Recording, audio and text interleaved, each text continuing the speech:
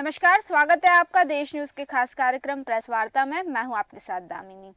Press वार्ता में हम बात करेंगे अलग अलग राज्यों की, तमाम राज्यों से जुड़ी बड़ी अपडेट्स आपको देंगे कि वहां पर कौन सी खबरें सुर्खियों में है, टीवी चैनल्स ने क्या दिखाया है, सोशल मीडिया पर कौन सी खबरें ट्रेंड कर रही है और अखबारों में क्या छपा है।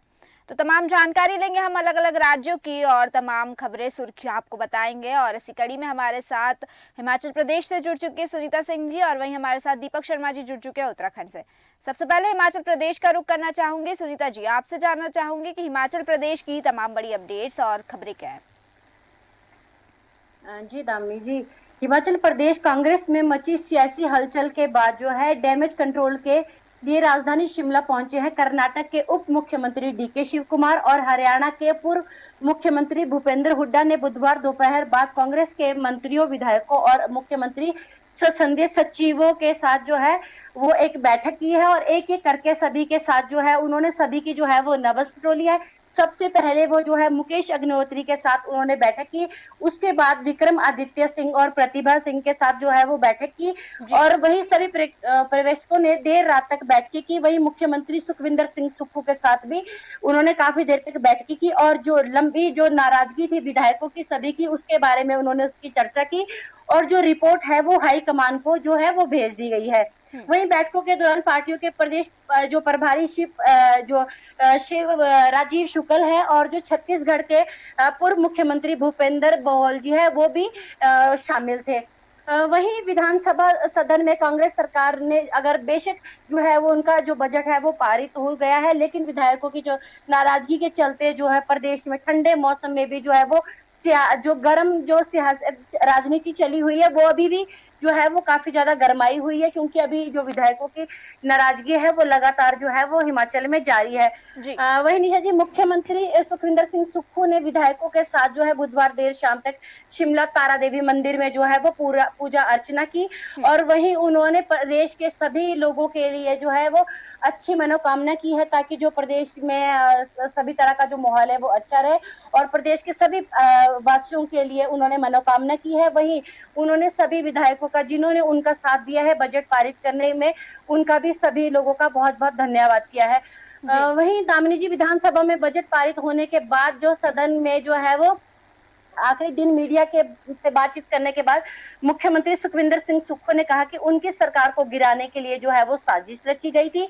सत्ता हथियाने के लिए भाजपा ने जो है वो नाकाम कोशिश कर रही है। वही कांग्रेस के कुछ विधायक जो है वो बिक चुके हैं, लेकिन जो जीत है वो हमेशा लोकतंत्र की होती है, सत्य की जीत होती है। जिन विधायकों ने बजट पारित करने के लिए उनका साथ दिया है उनका काफी धन्यवाद व्यक्त करता हूँ और जिन लोगों ने सरकार को गिराने के खिलाफ जो साजिश की है उनका भांडाफोड़ हम जल्द ही करेंगे। इससे पहले उन्होंने कहा कि मैंने किसी भी प्रकार का इस्तीफा नहीं दिया है। ये भाजपा के कुछ पत्रकारों ने जो है ये काफी अफवाह फैलाई थी, लेकिन मैं एक योद्धा हूँ और एक परिवार से निकला हुआ हूँ और मैं जो है लड़ना जानता हूँ।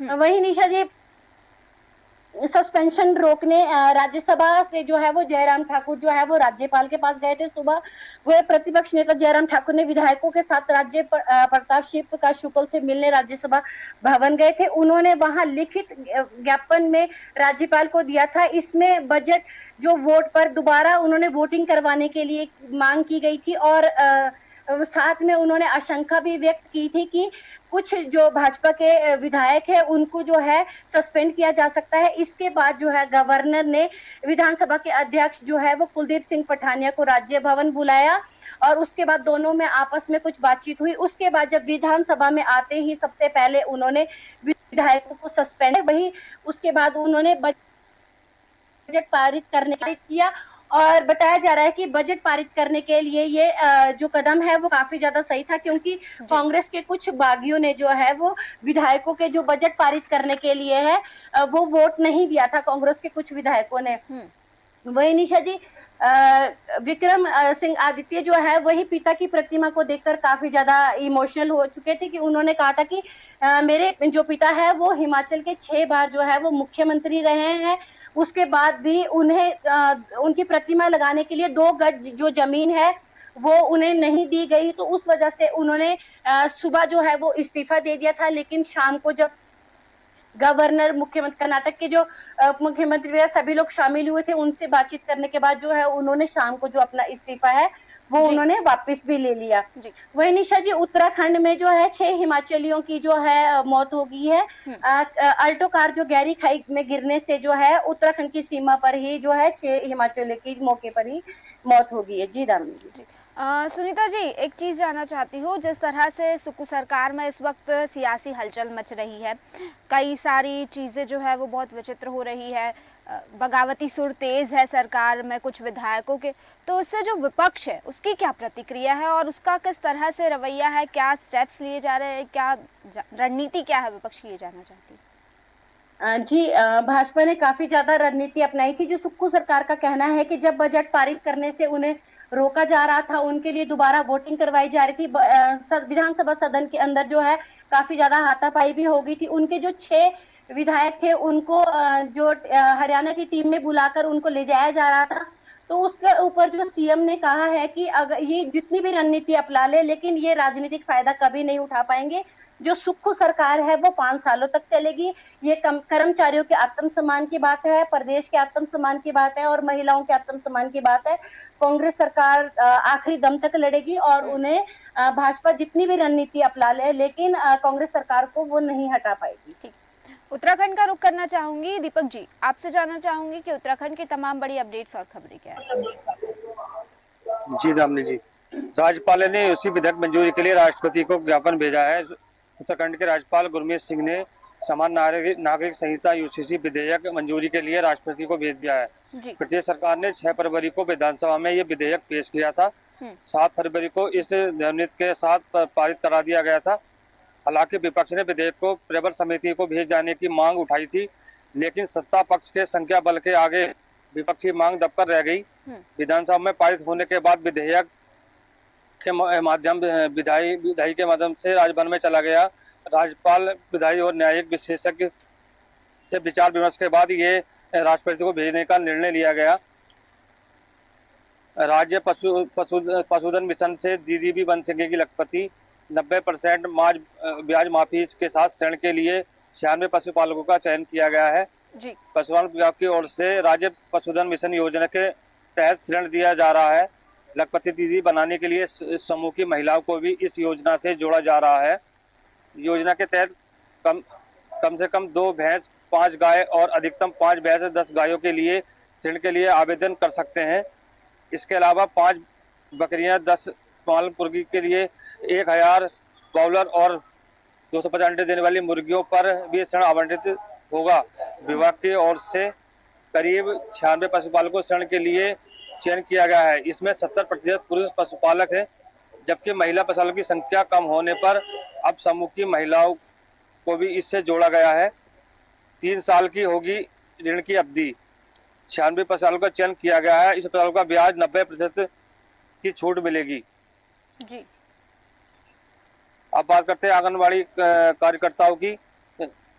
10वें दिन भी आंगनबाड़ी कार्यकर्ताओं का धरना जारी है।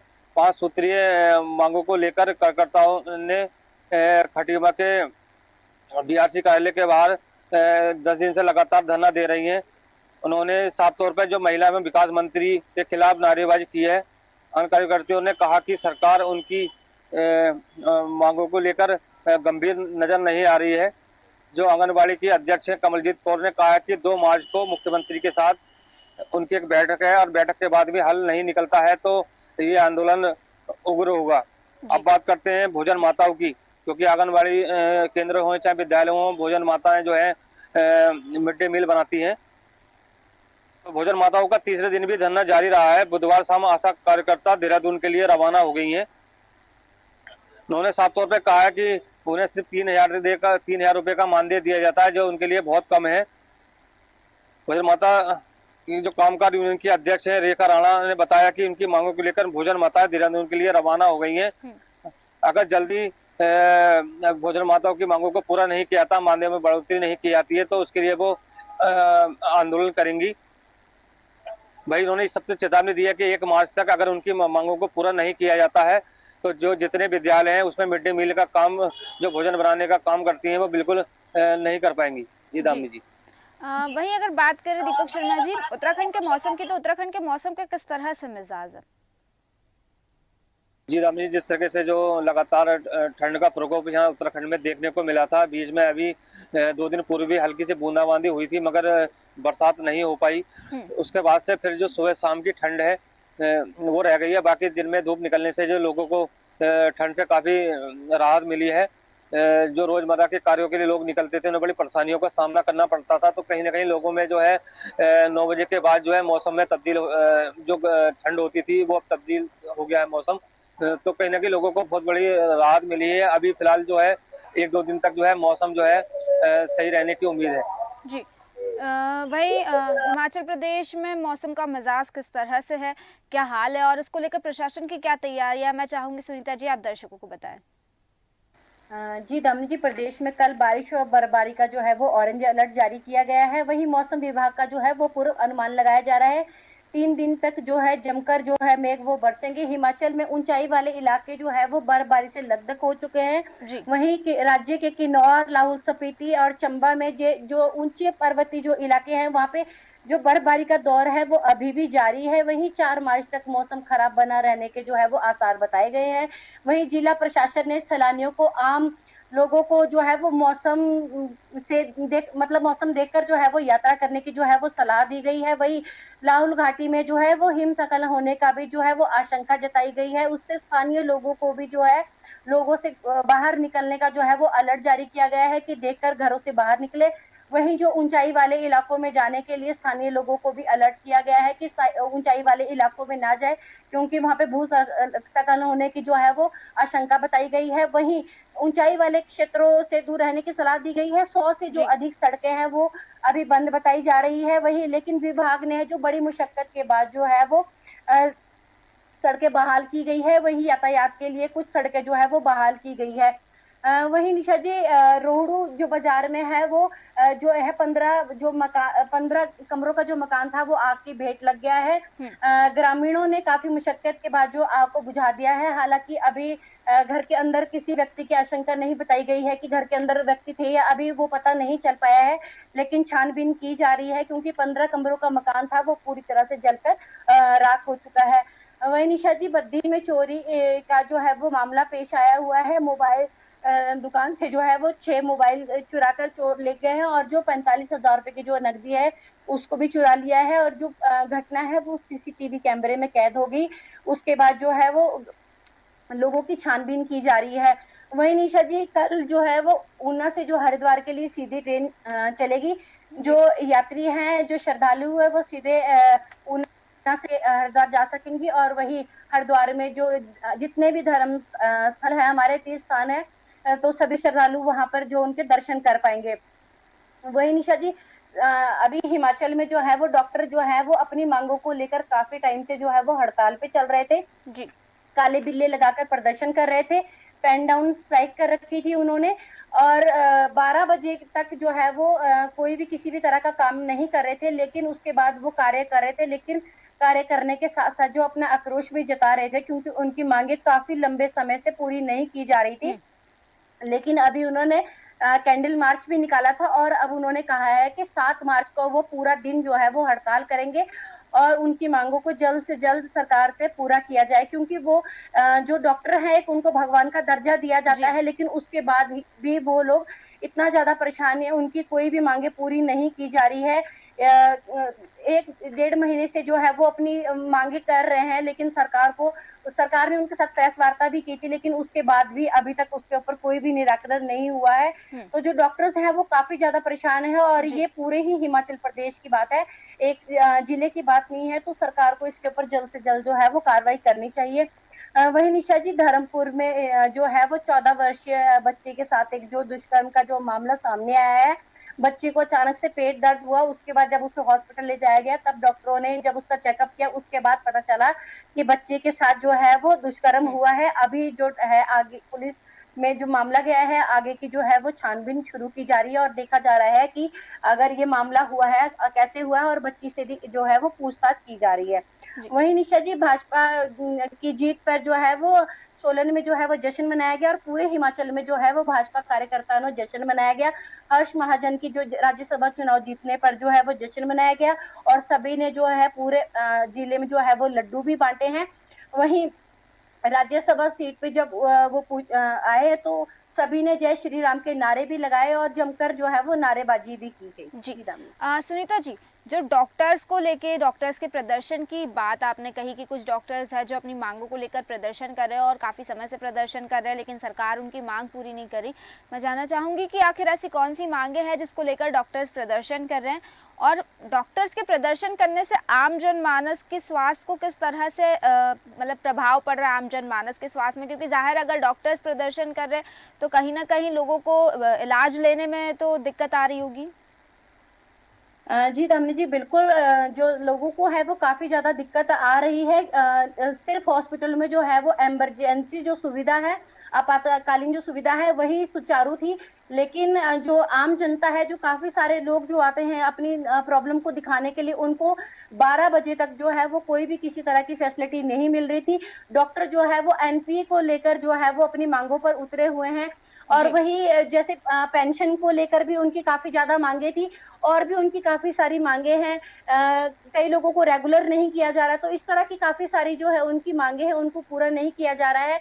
उस वजह से जो है वो कुछ मरीज जो है वो प्राइवेट जो लैब की तरह या प्राइवेट हॉस्पिटल की तरह रुक करते हुए नजर आ रहे हैं, लेकिन जो लोगों को है वो काफी ज्यादा परेशानियों का सामना करना पड़ रहा है। लेकिन अभी जो डॉक्टर है वो 12 बजे तक की स्ट्राइक पर थे, लेकिन उसके बाद भी अगर वो काले बिल्ली लगाकर अपना जो है वो आक्रोश जता रहे थे, लेकिन जो अब है डॉक्टरों ने पेन डाउन कर दिया है और जो है उन्होंने कहा है कि अब वो जो है सरकार उनकी मांगे पूरी नहीं कर रही है। उन्होंने कैंडल मार्च भी निकाला था कि सरकार जो उन्हें अंधेरा दिखा रही है, लेकिन वो कैंडल मार्च निकालकर रोशनी दिखाना चाह रहे थे, सरकार को भी रोशनी दिखाना चाह रहे थे, लेकिन अभी भी जो है उनकी मांगे पूरी नहीं की गई है, किसी भी तरह का आगे उनके ऊपर निर्णय नहीं लिया गया है।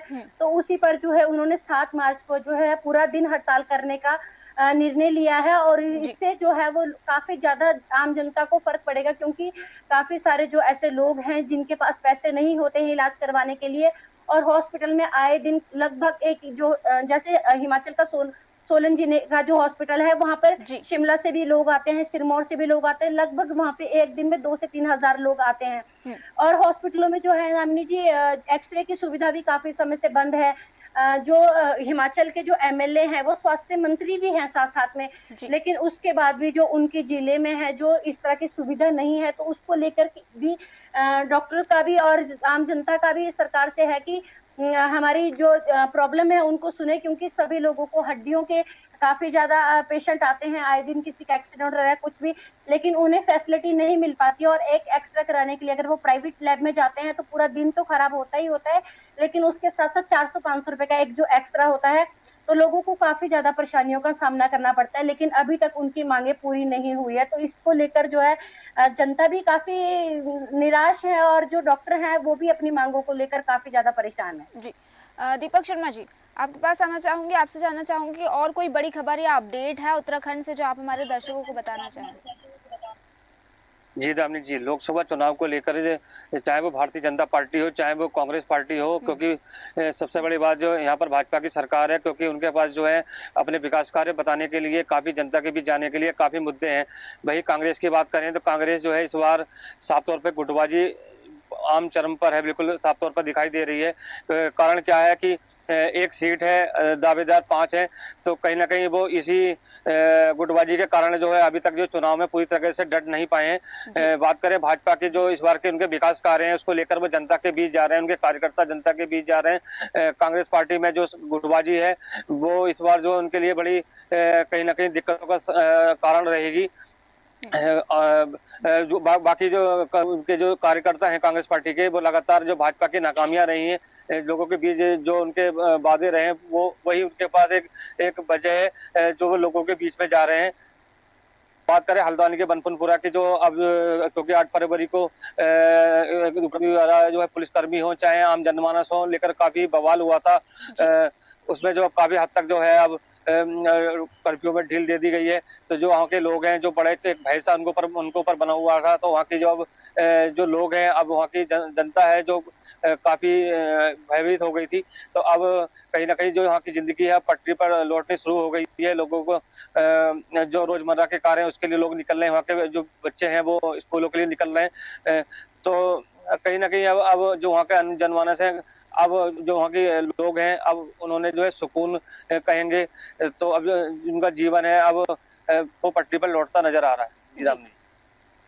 बहुत बहुत शुक्रिया आप दोनों का ही हमारे साथ इस चर्चा में जुड़ने के लिए और तमाम जानकारी देने के लिए। तो जिस तरह से आपने देखा कि हमने हिमाचल प्रदेश और उत्तराखंड की तमाम बड़ी जानकारी ली। हिमाचल प्रदेश में विधानसभा सत्र भी बजट पेश किया गया है जिसके लेकर तमाम जानकारी मिली। वहीं सुकू सरकार में जो हलचल मच रही है और उस पर विपक्ष की क्या प्रतिक्रिया थी ये भी जाना। वहीं उत्तराखंड में मौसम का मिजाज किस तरह से है और लोकसभा चुनाव को लेकर पार्टियों की क्या क्या तैयारी है, सारी जानकारी ली। और हम प्रेस वार्ता में फिर लौटेंगे ऐसे ही अलग अलग राज्यों की तमाम जानकारी आपके लिए लेकर। तब तक देखते रहिए देश न्यूज़। नमस्कार।